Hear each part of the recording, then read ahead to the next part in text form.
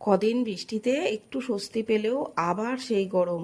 আগের যে গরম পড়েছিল সেটা ছিল পোড়া গরম, আর এখন ভাপা গরম, সিদ্ধ হয়ে যাওয়ার জোগাড়। আর ঘরে ঘরে অন্নপূর্ণাদের বেহাল দশা। উনুনের সামনে বেশিক্ষণ তো থাকারই উপায় নেই। তাই আজ খুব অল্প সময়ে এটা করলাম না, তেমন কিছুই না। প্রথমে 4টে শুকনো লঙ্কা ও পেঁয়াজ লাল লাল করে ভেজে উঠিয়ে নেব। আর নিয়েছি সেদ্ধ আলু। প্রথমে ভাজা লঙ্কা নুন দিয়ে মিশিয়ে এবারে ওই আলু ভালো করে চটকে নেব। অসুবিধা নেই, এখন রান্না করতে গেলে মাথাটা সবার এমনিতেই গরম থাকে। মনের যত ক্ষোভ, রাগ, অভিমান সব কিছু ঢেলে দিন ওই মাখাতে। সঙ্গে দিয়ে দিন কিছু ধনেপাতা ও কাঁচা সর্ষের তেল। ব্যাস, ভালো করে মেখে এইবার শেষে শান্ত পরিবেশ, উপর থেকে একটু তেল। ব্যাস ব্যাস ব্যাস, তৈরি আলু মাখা। তাহলে আজ এই পর্যন্ত, টাটা।